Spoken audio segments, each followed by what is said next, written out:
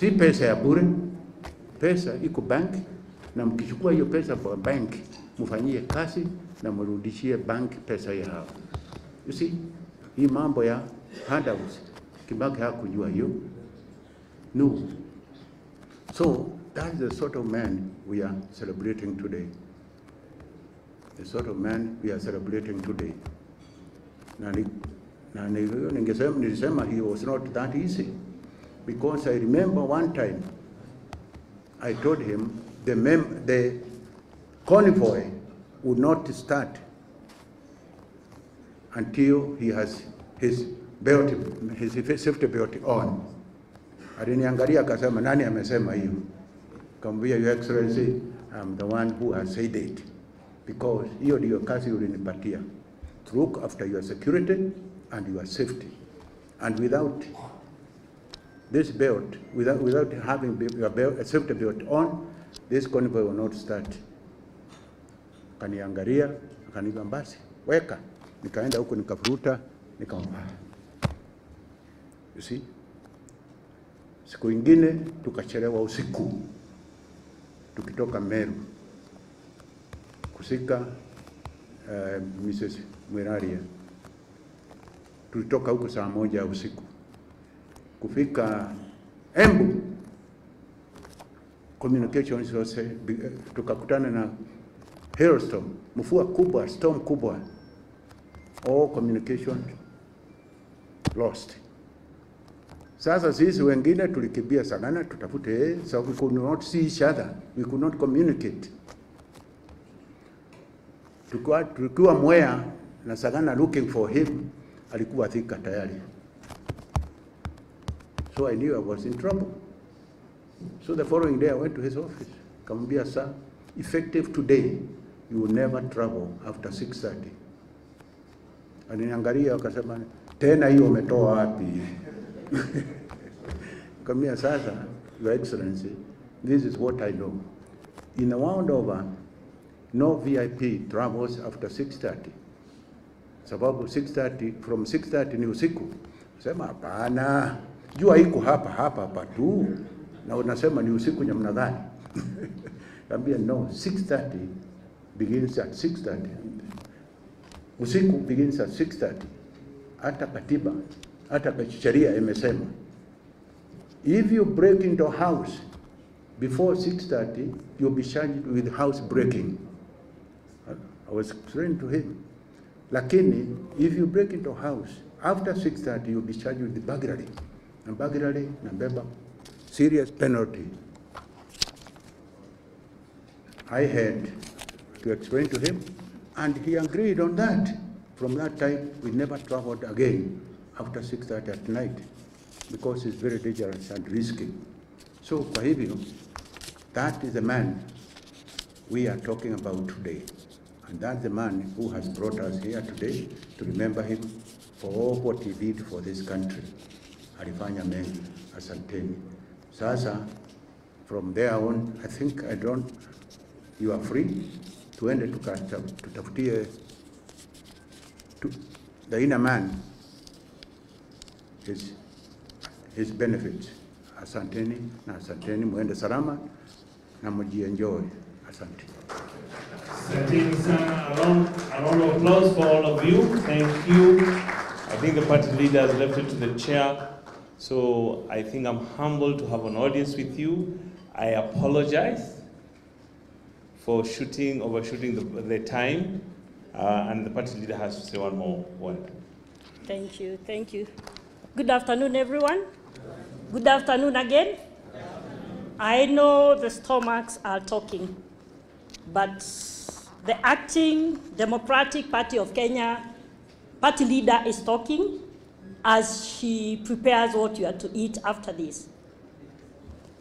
May I welcome you for our second Mwai Kibaki Memorial Lecture and Lunch.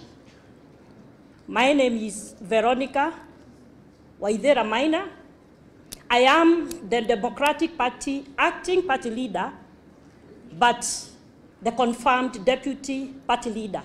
I'm only keeping brief for my brother, Honorable Justin Muturi. He's my elder brother. I'm only keeping brief for him, and since now he has been told that he's incompetent, I think the party knows he's competent. So karibu brother kuja tufanye kazi. He's competent. According to the party, he's very competent. And that is why DP has been here up to this point. You know, he whispered to me some 2 years back and told me, take care of the party. And I have done so. My brother, the party is intact. So come back, we start now moving around as we did. It's our weakness. Now, as we close this ceremony, I want to appreciate the distinguished guests, ladies and gentlemen. And as we draw this special afternoon to a close, I want to extend my deepest gratitude to each and every one of you for joining us at the second Mwai Kibaki Memorial Lecture and Luncheon. Today has been more a remembrance.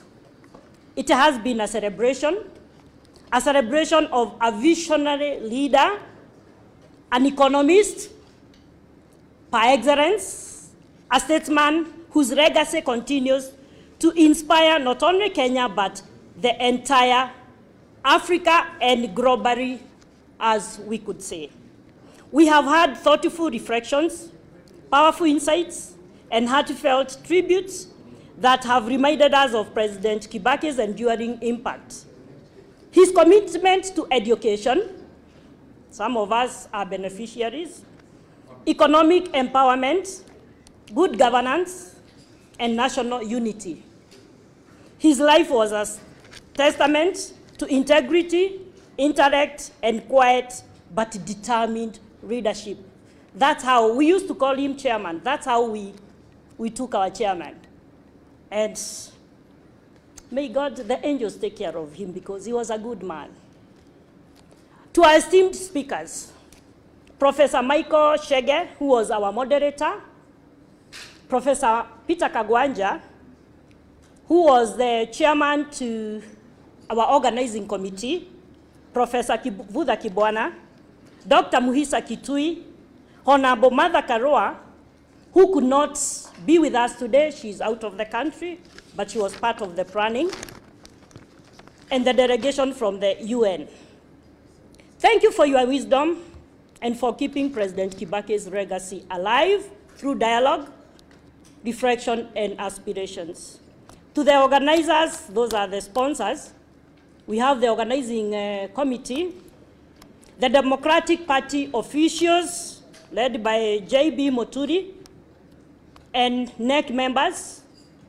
We also have the Democratic Foundation. We have a foundation that was started by our founder, who is Mwai Kibaki. We have a foundation. And then the Kibaki family. Judy, thank you. The many times we've met here, it is not in vain that you really loved your father. May his soul rest in peace. Okay, special thanks to our former vice president who worked with our president, Stephen Kalonzo Musyoka, for gracing the occasion. And he worked very closely with him.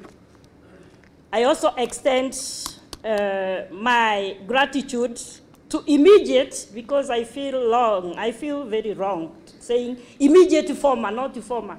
The people elected president, his deputy president, His Excellency Rigathi Gachagua, popularly known as Rigi G, for honoring the invitation and making this occasion very special. I remember he was supposed to be on other commitments, but he said if it's Kibaki's memorial, he will put aside everything else and be with us. Thank you, Our Excellency, for doing that. I also want to give special thanks to former AG, the immediate former CS, public service, and I've just said that being told that he's incompetent, I'm on live TV and I want to say, to DP, he's not incompetent. He's what DP has been where we are today. So don't even think about anything that can deter you from moving along. We know you, we know how you can push. DP, come back, we start working. He resigned when he was going to the government, and because you know very well, you cannot be in government and lead a political party. So he only left and whispered to me, take care of the party. And I have done so, my brother. As we part ways, let us carry forward our President Kibaki, lived by service, humility, and steadfast belief. I also appreciate the coming of our members of parliament present, former members of parliament present also, and I will conclude with wise words from President Kibaki. Leadership, and I want us to listen to these words, leadership is a privilege to better the lives of others. It is not an opportunity to satisfy personal greed, and I will underline the last 3 words. May his memory continue, inspire generations, and give hope to all Kenyans, because that is why we are here. You are all welcome to serve lunch. As we organize for a photo session, I will invite Professor Kagwanja to come in front. He's the moderator on that. And may you travel safe. Have a blessed week. Have a blessed weekend. And today is, I would say in Kiswahili, Mwamko Mpya. Thank you. Sorry,